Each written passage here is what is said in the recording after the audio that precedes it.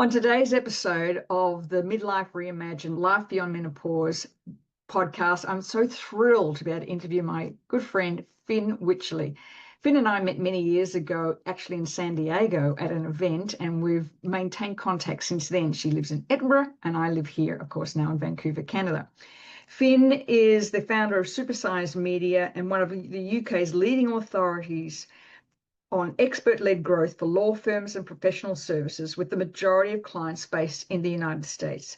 She helps lawyers and professionals doing marketing and start building infrastructure, deliverability, discoverability, authority, and demands across new feeds that compound long before a prospect ever makes contact. She's a multiple award-winning marketing strategist, a BBC expert speaker, and followed by Barack Obama online, a detail she rarely mentions but others enjoy. She's trained and advised thousands of business owners through her programs delivered with the Chamber of Commerce, Meta, Google, Digital Garage, Vodafone, Virgin, and more. And she is an incredible mum of 5 children and grandchildren. And she also is a proponent of home births. We're going to be talking about that on the podcast. I can't wait for you to listen to this wonderful story from my friend, Finn Wycherley.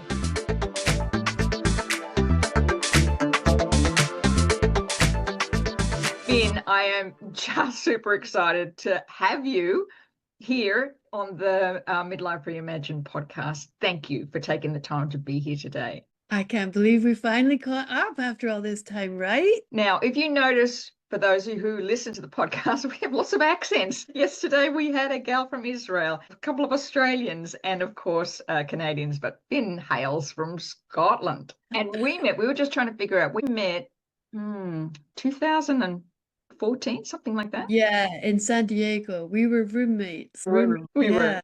Good fun days. We certainly have, you and I, changed a lot in that time period. Yeah, I mean, that was kind of like the beginning of our social media journey, really. That was when we were prepared to invest in traveling all the way across the world to go to this conference by Mari Smith and then stay there for a week, bond, network, get inspired, confess. It was a real emotional experience for a lot of people, even the locals as well, never mind all of us who'd were suffering from jet lag and everything in the process. But it was pretty seismic. That was the beginning of so much in business for, I think, both of us. It opened my eyes to what's possible, especially on social media. And up until that time, I'd just written my first book and I really didn't have a good idea of where I was heading business-wise, and that time spending time with you and Sue and Kathy and all those people from all over the world, and we became good friends after that, and of course led by Mari Smith, really did it really opened my eyes. And of course it's been such a journey since. Finn, your story is amazing. I just want to share a little anecdote though. I always remember we were coming back from dinner. We'd been out for dinner somewhere and we're walking back to the hotel and I could hear this beautiful piano playing. And I thought, oh, isn't that lovely? Where's that coming from? It was you sitting at the piano playing. I mean, you have so many talents, but I want to talk about you. Tell me about, Finn, your journey to where you are now. Grandmother, mother of 5, and leading social media expert in Scotland now. So how did this unfold to where you are now? That's a big question. How long do we have? How do I put it together in 2.5 minutes flat? So let's go from where I am. So at the moment, I am running an agency, digital marketing agency, where we specialize in lawyers and attorneys, particularly in America, but not exclusively. Obviously, we're not prejudiced against accountants and architects, but the whole idea is that we take all the marketing pain away from them. So we're not doing the social media, we're not doing the posts, we're not just doing the leads, we're actually getting the bookings for them type thing. So therefore, we're able to guarantee, sizable chunk, like for one of our clients, we were able to do 65 highly qualified booked appointments per month, and she doesn't have to do hardly anything on the back of that because we've taken all of the pain away for her. And obviously she's able to convert them, a good percentage, 20 to 30%. It's normally a 5,000, 7,000 retainer. So it makes sense that that's how we roll. And that's how we are doing it for all of our clients now, because of the fact that we know how to build that digital sales funnel and how to make sure all of the bits are working, taking all of it away from the clients. Because even when we just used to do like social media, too much of it relied on the client actually doing stuff. And we were like, oh my God, they're so useless. Then we took over, let's just do the lead generation bit. Yeah. And then waiting for them to actually follow up and convert. Oh my God, stop, please. We're taking that away from you. So now we just do everything. All they have to do is have their calendar open for when they're available to be booked. And we absolutely stuff them, pile them high as well. So that's Wow. where we are now. And I also do lots of workshops for Meta and Chamber of Commerce and Google Digital Carriage and things like that. I'm up for a award with the Chamber of Commerce for Digital Marketing Excellence with Edinburgh as well. And half of the people on the list, I've already trained them as well. So it's going to be quite fun that I'm actually training my competition these days. But you also are a media commentator on what you've been Yeah, on the yeah. BBC a lot. Yeah. I'm on the BBC a lot because obviously I've been in social media forever. So I was on social media since before Facebook even had a business page, which is why Barack Obama still follows me to this day, because I obviously spent a lot of time talking about, this is a game changer for charities. You can fundraise through social media. You can build your business from scratch, for single moms like I was at the time. It's an opportunity to really get a huge amounts of people coming to your website and then purchasing. So I was just going crazy talking about how this is going to change how politicians are elected, how presidents are voted. And meanwhile, most of the people on the ground here in Scotland were like, oh, social media, that's just people talking about their breakfast. They didn't really understand the implications of what was going to happen. So because of the fact that I was in early, that's why the BBC had me on retainer type thing as well, to comment on the latest. Are people going to be voting based on traditional media or based on social media? What's the role of influencers? Should people be on TikTok? All of that stuff. But yeah, so the BBC calls me up regularly for that, but not just that. I'm also the nutter that they call to do with home birthing. What? So I'm the home birthing queen of Scotland, of the UK, in fact, the UK. So they'll call me in from like BBC Ulster, BBC Birmingham, all the different BBC outlets, because if there's a kind of trending story coming up about home birthing, then they'll obviously have the professor of midwifery coming in to talk, and then they'll have some nutcase who's had lots of home births like me. So Well, because I had four I didn't home know births. that. I didn't know Yeah, that. yeah, yeah. That's amazing. Yes, Four. I had four home births. My eldest had three home births. My middle one has had one, and she's going to have another one later this year. Oh. And so my girls are all rabid home birthers as well. We're like the home birth warriors in our family. So normally when the BBC is calling me up to ask about that, the last question they always ask is, do you think more people should have home births? And I'm always like, no, not at all. If it's your idea of heaven, it will be beautiful and gorgeous. If it's your idea of hell, don't even think about it. You know what I mean? Because so Yeah. many people, so many women that I talk to, they're like, first of all, they'd never heard of the concept that it could be done and it could be pain-free. That's just weird. But also that you're so brave to do it. Whereas for me, it's just like, no, it's just the natural thing to do, when you're Yeah. that type of woman. But it's Yeah. not for everybody. Yeah. You just, because I wanted a water birth with my first, and, found a doctor and flew 2 states away to, do all the thing. And then, of course, it didn't turn out that way, just the way it is. And I've Yeah. always loved the concept of home births, love the concept of water births, love that, being in an environment where you just take your time, you got support, and I think for women who can be supported in that process, I love it. Absolutely love it. Yeah, to be fair, Scotland's really good because they give you they normally try and encourage it, but still only like 1 or 2% of women opt for it. But you also have two midwives sitting with you all the time, making sure that you're okay, the baby's okay. And if there's any problems that look like they're looming, 15 minutes and you're into the hospital Yeah. because the ambulance is on call. So Yeah. you get to change your mind if you Yeah. want to. You can Yeah. start, you can do a lot by yourself in a home birth. And if at some point it feels like this is getting a bit dodgy, straight into the hospital for the rest of it. Whereas Yeah. if you're in the hospital, you can't change your mind halfway through going, right, I'm done here. This is a walk in the park. I'm going home. Then I gotta listen. What did we just give this woman? She's loony. I love that. But there's something new I didn't know about you. That's amazing. Congratulations. Now, let's talk about, you mentioned single motherhood because Mm. you built this business, really. I mean, when I knew you, your kids were teenagers, I think, when we first met, and you were a single mom doing all this on your own. Yeah, no, I mean, my youngest is 22 now. So yeah, they I think were they she were was just, very yeah, I think she was just maybe going into year 8, 7 or 8, maybe 12 when we first met. Maybe, I can't remember. I know she was a fabulous dancer. I remember following her for Yeah, dance. yeah.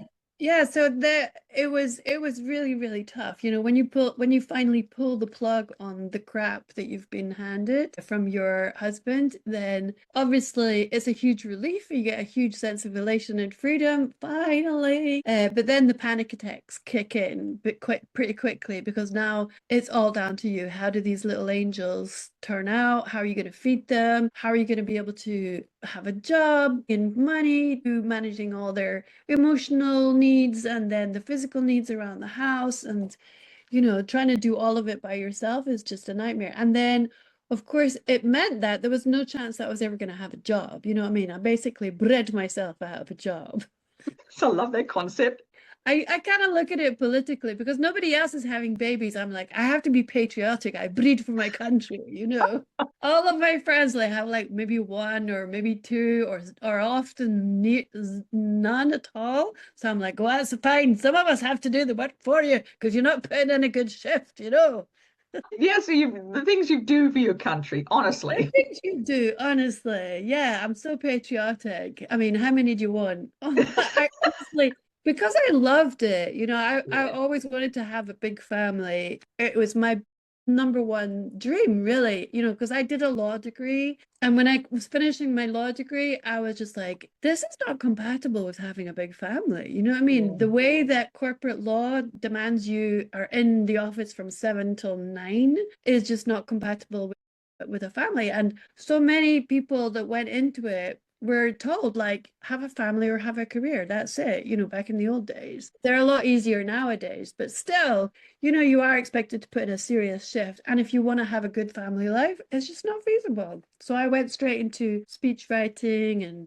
copywriting and journalism. And then finally, when social media came around, that was my jam. I was just like, this is the one. We are here. We finally arrived. Yeah. I love that. Now, put a hold on that for a minute. Journalism. So you did a degree in law and then you became a journalist. Is that correct? Yes, ma'am. Yes, ma'am. So I specialized in digital and radio as well. So I had two radio shows. One was to do with arts and culture. So we would have, because Edinburgh is a very, very cultural place. We've got huge festivals and everything going on.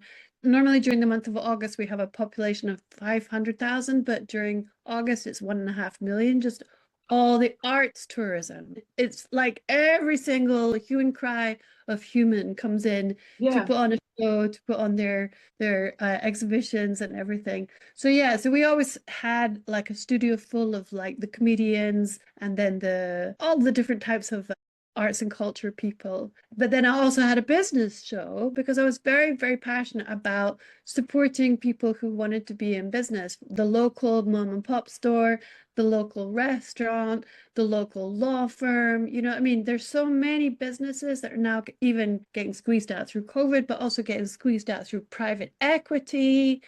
And they can't compete because these guys have got masses of funds, masses of marketing, and things like that. But I've always been so passionate about the everyday person having a range of different sources of income that they can set up so that they're sustainable for the local economy, for their family, for their generations to come.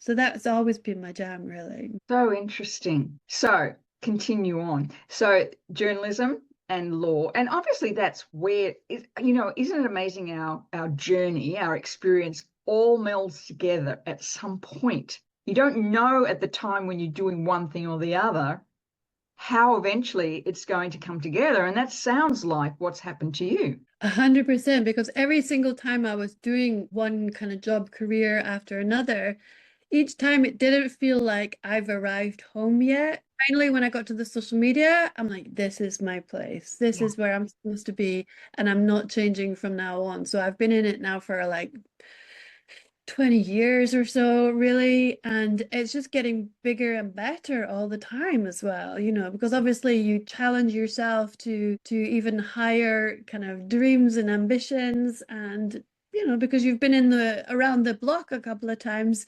what you're capable of just by dreaming. Yeah. I mean, it sounds to me like you really trusted your intuition, trusted your gut on a lot of this. If it didn't feel right, you went searching for what did.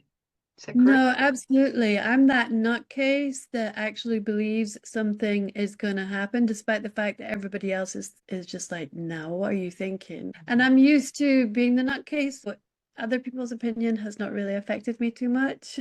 That's the joys of being a bit of a maverick. What do you mean you've got 5 children, you've got no income, you know what I mean? And a law degree, and now you've got a marketing agency. What do you mean? I love this. And home birthing and playing piano and organ at weddings and And living on the continent. Because you actually do that quite a bit, don't you? Just take yourself off to Europe.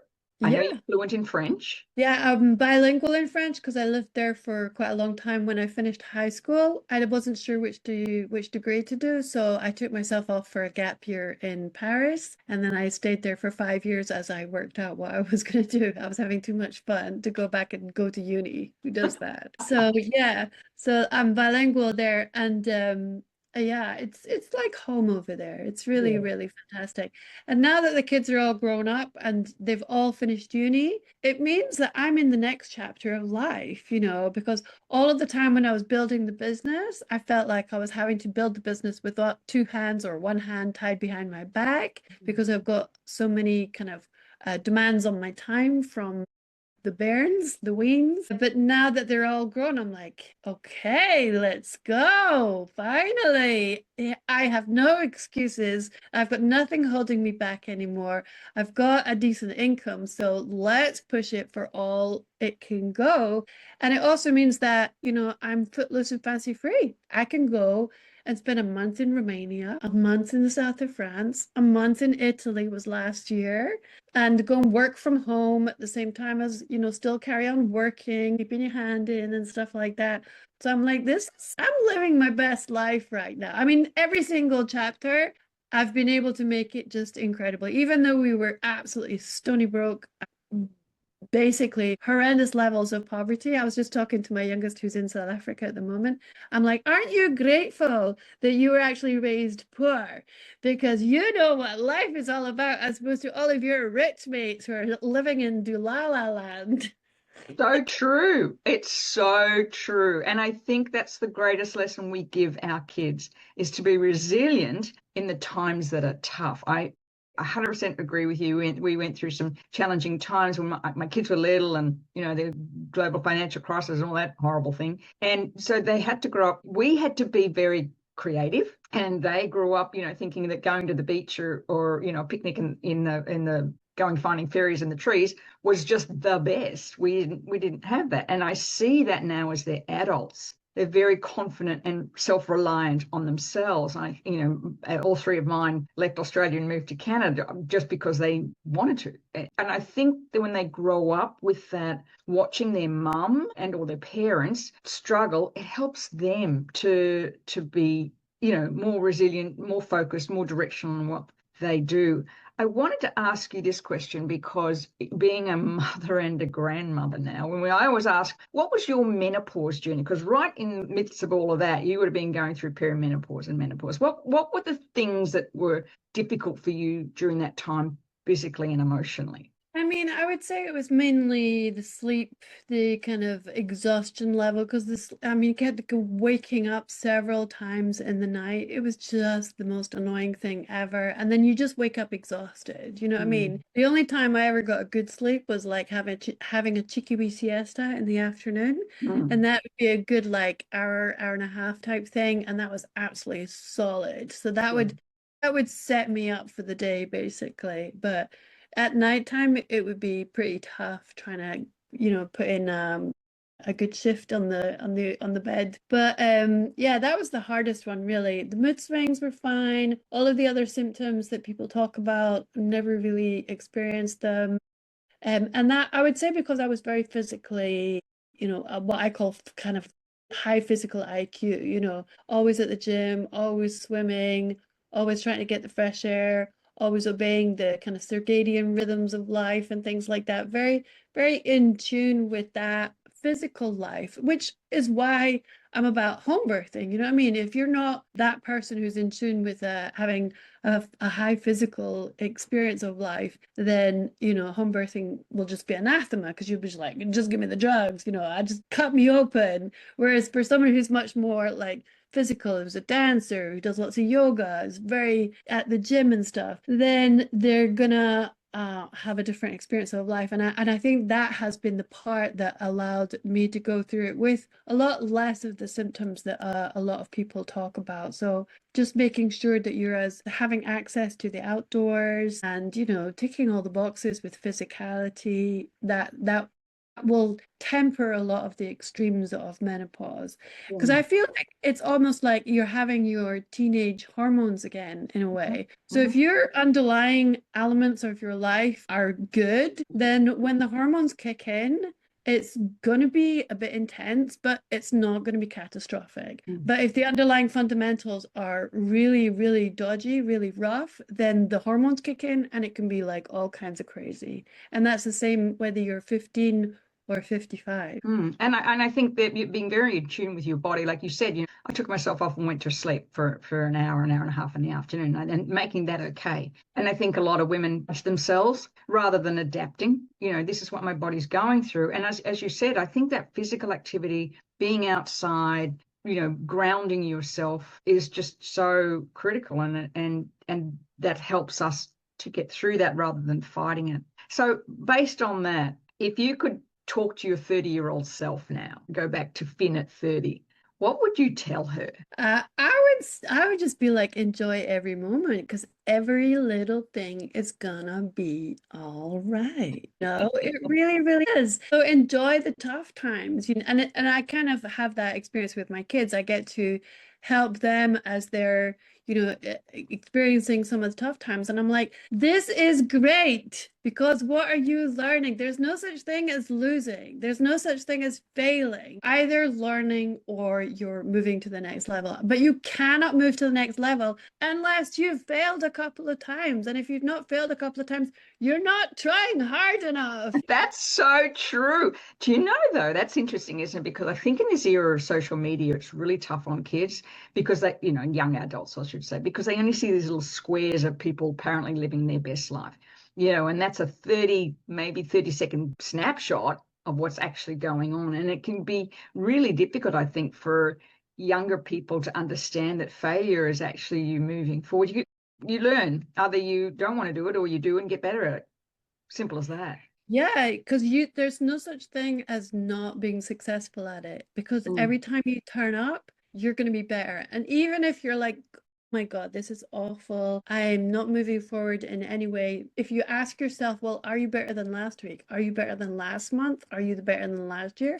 The answer mm, is always yes. So keep on turning up because it's inevitable that you're gonna break through. You're gonna have moments where it's really, really tough, but you're also going to have those wildly elated moments because if you just keep on believing, then it will come true for sure. You just have to keep adapting and finding ways to get there, but it will actually come true. So have the big dream and then roll up your sleeves and enjoy all the pits and the arrows of misfortune because they will help to refine you, not define you. Oh, I love that. Absolutely. Refine you, not define you. I think that's so important.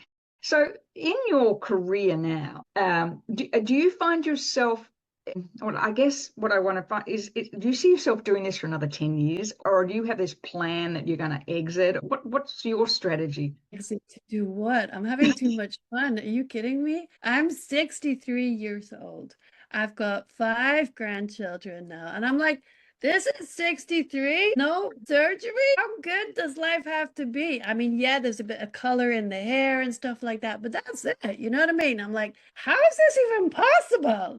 Liz? It's interesting, isn't it? Because I often talk, we have a situation. My mum was one of 9, and there's only 3 of them left now, and they're really kind of, said the late 80s and 90s. And I was saying to my sister the other day, I wonder how our kids look at us, because when I remember looking at my aunts and uncles when they were 60, they were old. Like, I'm like, old. Like, do they look at us? And I was telling my daughter, they said, no, no, I don't look at you as being old. I look at you as just being, what would she call it? Like, immeasurable. Like, I wouldn't know what age you were unless I knew what age you were.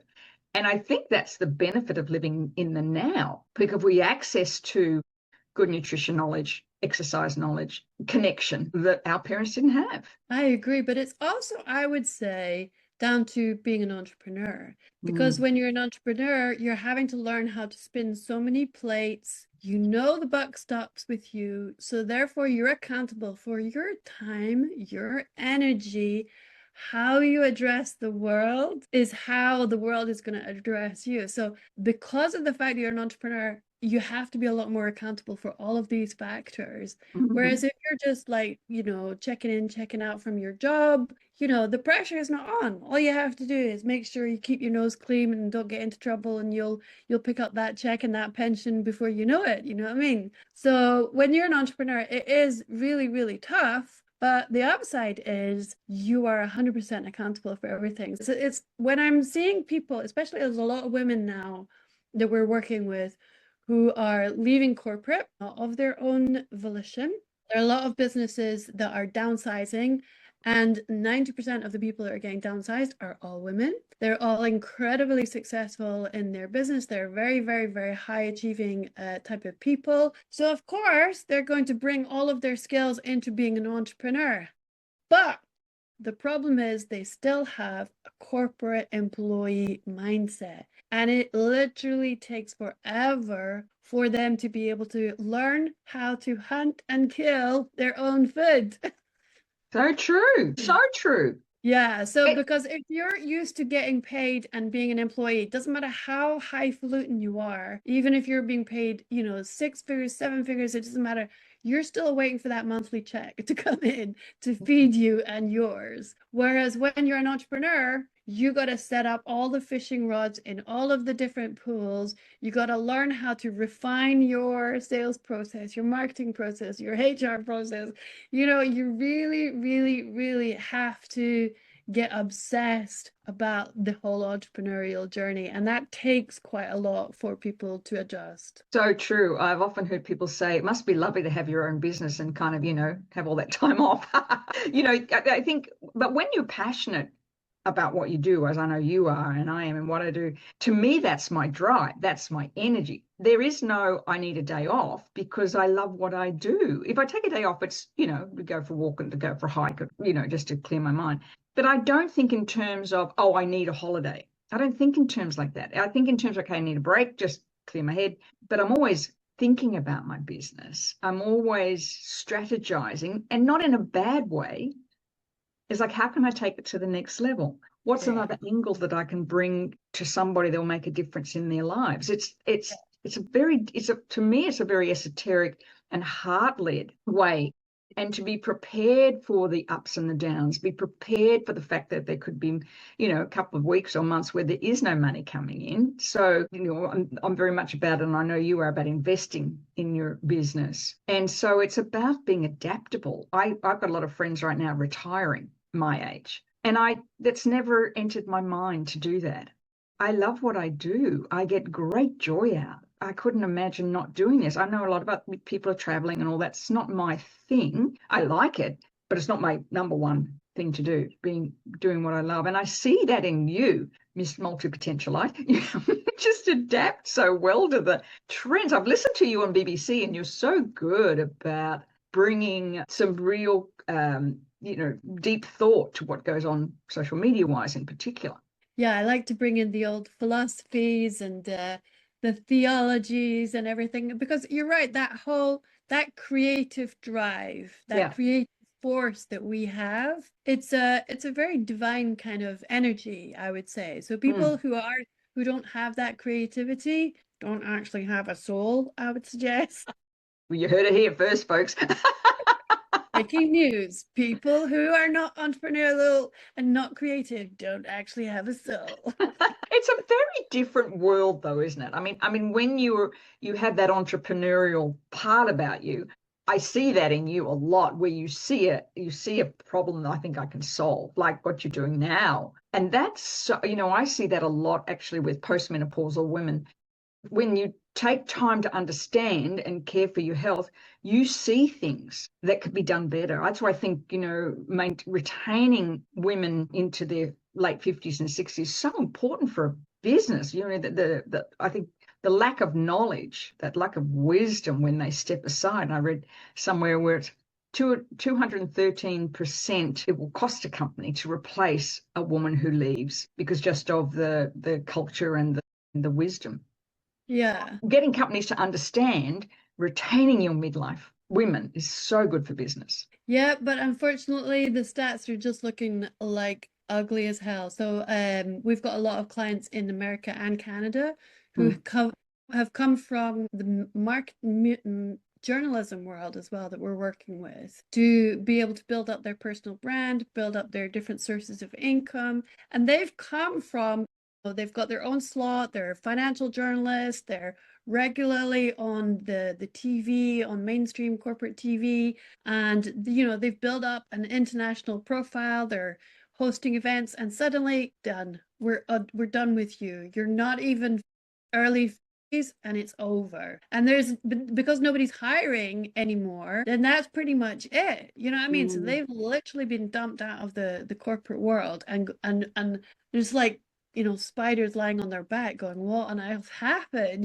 This was my life. This was my essence. I sacrificed so much for this, and now I'm out in the cold. So it's a big challenge to be able to pick them up and go, man, you've done so much. Let's take it to the next level now. You know what I mean? Here's different income streams you can build. You've already got that platform, so we're going to build on that even more through TikTok, YouTube, Facebook, Instagram, LinkedIn. We've got your podcast setting up and everything. They're like, oh my God, seriously, do you think I can do that? And I'm like, are you mad? You've got a natural head start compared to anybody else setting up. This is going to be a walk in the park. Put knuckle down for a year and a half. You're going to be shocked at the opportunities coming through the door. So true. We had a situation here in Canada a couple of years ago where Lisa Laflamme, who was a wonderful national news anchor, everybody loved her. She decided to let her hair go grey, really kind of cute bob. And they fired her just before the Queen's funeral, which is really interesting, to bring in a younger person because they were looking at the demographics.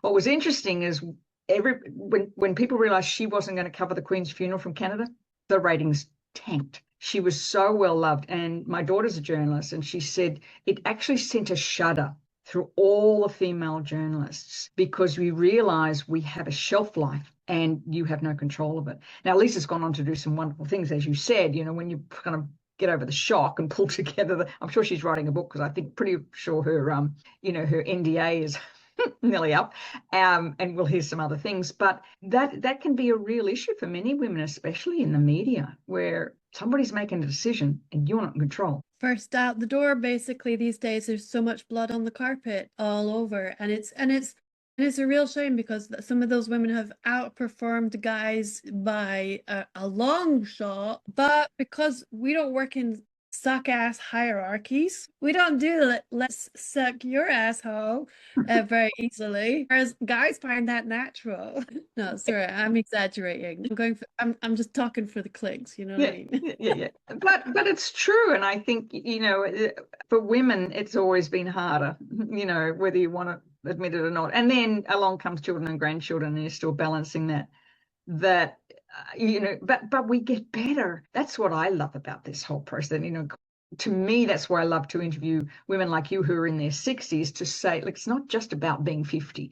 There is this life post-menopause where, as you mentioned, like, I want to go and be in the south of France. I want to go and spend a month in Romania. I can take my laptop. Like, you're living the dream, but you've earned it to get, like, you've done the hard yards to get it. And I love that. I mean, I think that's the possibilities for us. I often say that, once menopause is over and you can think clearly again, you've looked after yourself. You have another 30 to 40 years, at least. And it's some of the best years as well, because it's like you get to be that young, free and single person again, really. So you've got that young, free and single energy, plus the wisdom and the not taking any prisoners, sassy attitude as well. So it's the best of all worlds, really. And for a lot of people who are in the middle of those years where, things are so exhausted, you're so needing a break from life, I would say just wait till the kids are fully grown, enjoy it as much as possible, because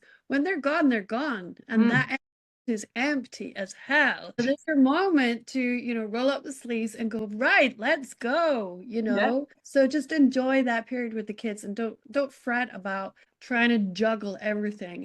It's just too much, really. I remember when my youngest moved to Canada, it was like, I remember sitting on the couch going, now what? Like, that kind of, while they were, young adults, 20, you're still, the doors were still swinging wide open, and the bathroom towels were on the bathroom, all that stuff. And then it stopped, it just turns off. And I saw something recently that said, you never know when it's the last. You never know when it's going to be the last sitting around dinner, because they're gone. You never know when the last time you're picking up those towels, getting cranky again. You never know when it's like, and I remember that day, and I just, and you're right, it was so quiet. It was like the energies shifted. It was like the energy was still in the house while they were still buzzing around, not necessarily home all the time. But the minute they were gone, I'll never forget that. And it was like, who do I become now? This is my time. What do I now bring to the world? And it took a while to let go of that mum thing. Jerry will say it took ages to stop cooking for 5, cooking for 2. It's just that time and I think that really reflective time where you can go, okay, who am I? Yeah, 100%. I mean, it only just happened recently for me. So my youngest was 22 and she went off to South Africa in September, but during uni, she was still at the house, you know what I mean? So it's only just happened recently, but I have been prepared because I knew that because I've put so much effort and energy into the kids, when they finally left, I needed to make sure I've got my fitness on lock, I've got my friends on lock, I've got my hobbies, my spirituality practice, all of those things are already, prepared. It's almost like preparing, how they talk about preparing for retirement, except we're not preparing for retirement. We're preparing for the next chapter, which is now we're really going to push it with the business. We're going to see us on fire, operating in different countries and everything. Yeah, it's so good to prepare. And I didn't have any kind of big emptiness crisis or anything like that, because even though I'm down to one person in this big house, but I'm just having too much fun to worry about it. You know what I mean? Yeah. I'm like, who needs a bloke for that? Stop. Don't even at me with thinking about dating, because I mean, people are like, are you ready to start dating? Are you ready to start winding down? I'm like, are you serious? Do you know who you're talking to? Yeah.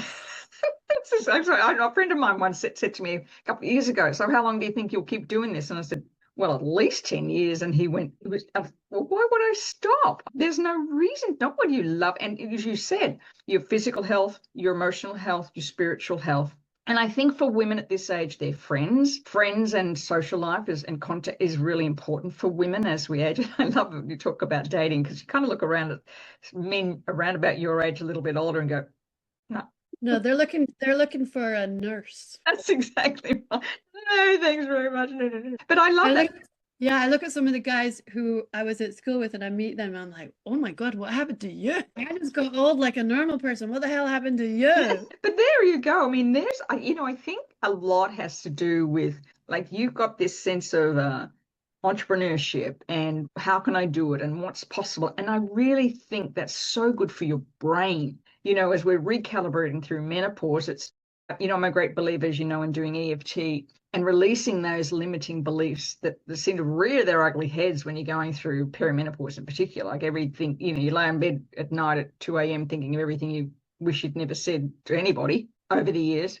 And that when you recalibrate, there's the energy that comes with it. And I think we're in a unique situation because we are entrepreneurs and we have always been quite self-directional. For those kind of in a job where you have to fit into a box really to adapt or play the game, that's difficult. It is difficult. And I think that's why you need to have that kind of support from your spiritual practices, really. In the last year, I've got massively into traditional Latin mass. Oh, that's I know. interesting. It's so radical. It's hilarious. I mean, I have to wear a veil and everything Wow. because I used to practice like Tantra and Yeah. Buddhism and all of the things and everything. And now, of course, she has to do not just going back to Catholicism, but no, veiled up Latin Catholicism. Now that's come out of left field.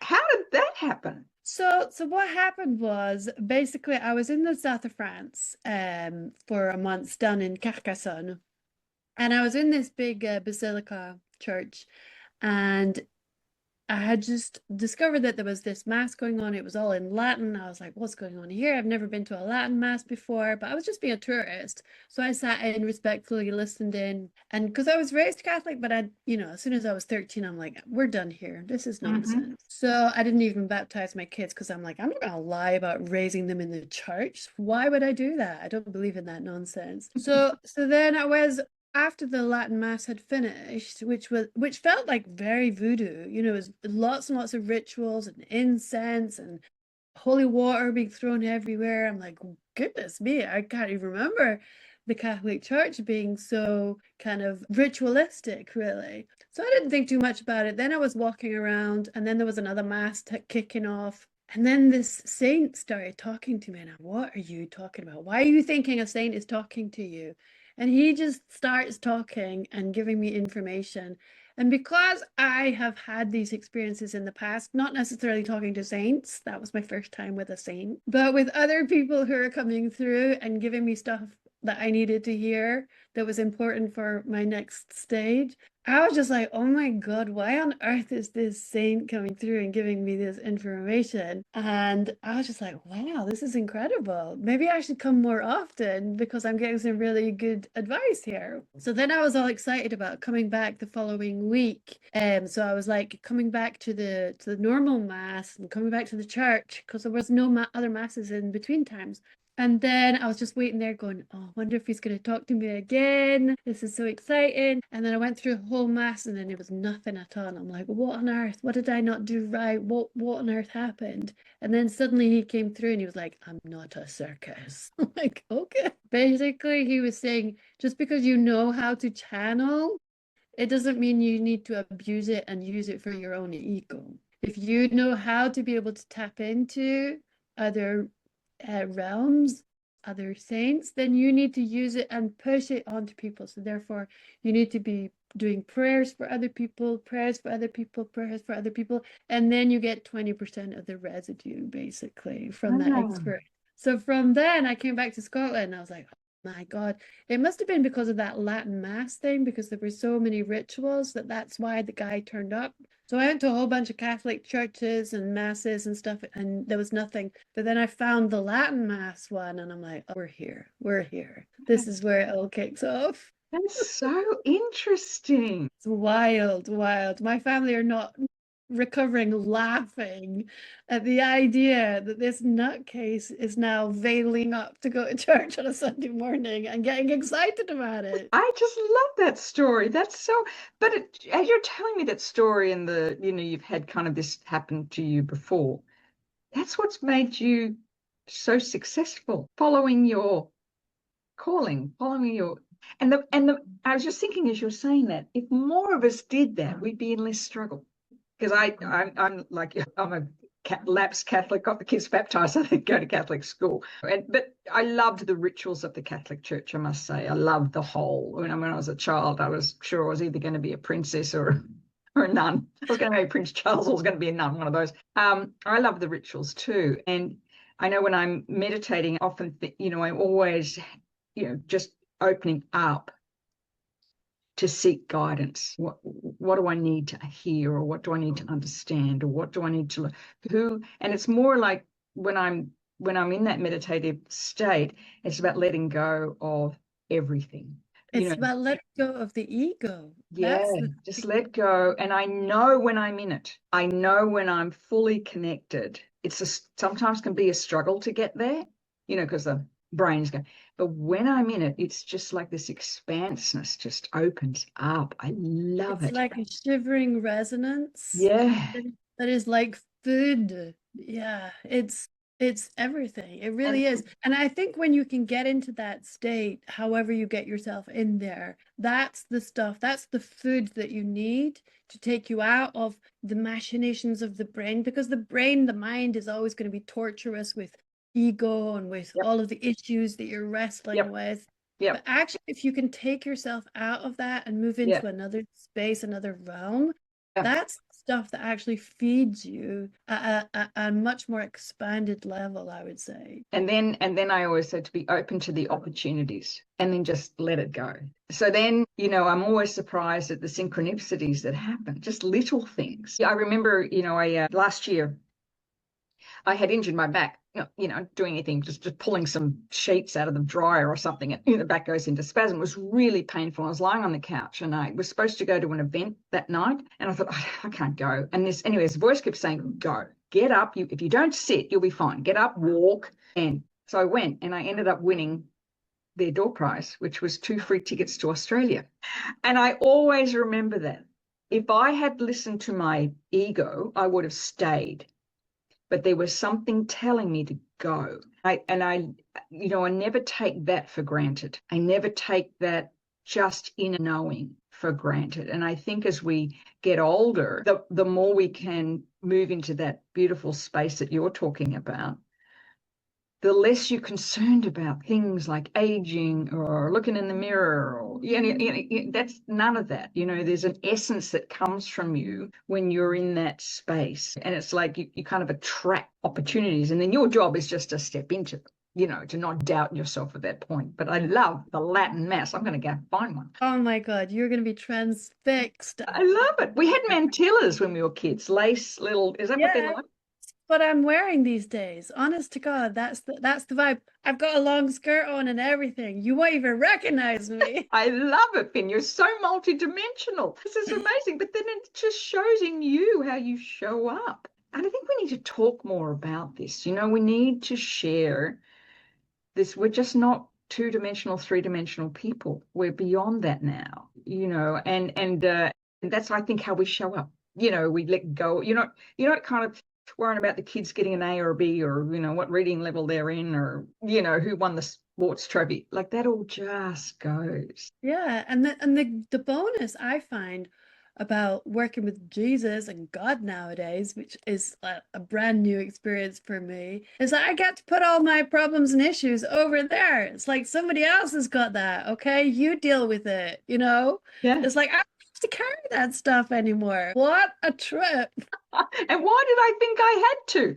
We have this, especially women, right? We carry the burden of the world and the family and everybody's problems. And what a great conversation, Finn. I'm going to have it go on for another podcast, and we'll talk about more about this, because this is the part I love, this aspect of me, and I know that you cherish that aspect of you too, because it makes us this multidimensional people that as we have a saying in our place, always in the right place at the right time. Always.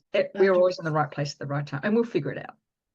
If it doesn't Always. seem like that, we'll figure it out, and that's, we don't get, right now, I think social media is such a noisy place and there's so much going on here, particularly in North America.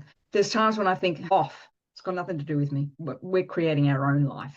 Just leave that at the door. I'm sorry. It's everybody's got an opinion. Everybody's got an opinion. Their opinion, bless them, let them go. Absolutely. You've got to do what brings you joy. If clearing out your closet brings you joy, that's Yes. what you need to do. And that's even, because we're just finishing the year at the snake as well. It's a good opportunity to clean out your cupboards, clean out all of the mindsets that no longer serve as well. I tell clients all the time, last year I've was just about shedding. I've just Rid of. realized I'm gonna have to go to confessional on that. I'm not supposed to believe in that stuff anymore. Secret, Yikes. just between you and me. Old habits die hard. But I do love that, and the analogies though that comes from that. Like, I know for a lot of people last year was tough, and a lot of people was tough. I mean, it was okay for us. It was okay. So I'm not the person that says this year's my year. I never. To me, every year's your year. Whatever you choose to do with it, whatever you may learn or not learn, or what happens, or every year is your year if you choose that way. So I'm not a great believer in thinking just because the clock goes blip, 12 o'clock, that makes any difference at all. Finn, this has been the best conversation. I have loved it. I just want to finish off 3 pieces of advice you would give to people listening today to this. What would you say? So I would say that the 3 things you really need to think about is, please don't worry. Everything's going to be all right. Every little thing is going to be all right. It really, really, really is. And the amount of energy that we waste worrying and stressing about stuff that we cannot and should not do anything about is just a crime against our gender, sex, humanity, whatever you want to call it. So just cut out the stressing and the worrying, actually come up with a solution, or just decide we're putting it on hold, or just decide we're cutting it out. You know what I mean? Life ain't that difficult when it comes to it, really. And as women, we do tend to err on the side of anxiety. And that is literally a sin nowadays, as I understand it. So therefore, your job is to trust and believe everything is going to be all right. Because if you don't, you got to get yourself into a position where you can trust and believe. So even if you say to yourself, I want to make £1 million, if that doesn't strike you as being a truthful statement, that's never going to be a trust and believe statement. So rake it back to, I know I will make this amount of money. And if that starts to come real, then okay, that's the number that I'm comfortable with. Let's see if I can, what I need to do to add another 0, and what's blocking me on that process. You know what I mean? So working on the high level stuff of mindset is just as important, if not more important, than working on the low level of tactics and social media platforms and what content am I going to do today. So getting that mindset right, because once you can get that trust and believe really authentic, that's exactly what you're going to attract back into life, essentially. So just trusting and believe is the number 1. Making sure that you're not suffering from worry or anxiety. And then also make sure that you are respecting the life, be out there in the daylight, make sure you're looking after the circadian rhythms, you are having a strong physical experience of life. And you've got your friends, you've got your spiritual nourishment that you can get. And life is going to be hippity fabulous, really. You ain't got nothing to worry about. And you're going to have the time of your life. For Garrett, trust and believe. Even if I say it, but believe it. Find yourself in a position where you can trust and believe things are going to be all right, because that's the point where they start becoming all right. What an uplifting podcast this has been. The multi-dimensional, multifaceted Finn Wycherley. You just bring so much energy to anything you do, Finn. It's just been a delight to talk to you. And I look forward to sharing this out in a couple of weeks. for other people to hear your words of wisdom. Thank you so much for being on the show. I really enjoyed our talk. We'll see you soon. Thanks so much, Sally. Bye.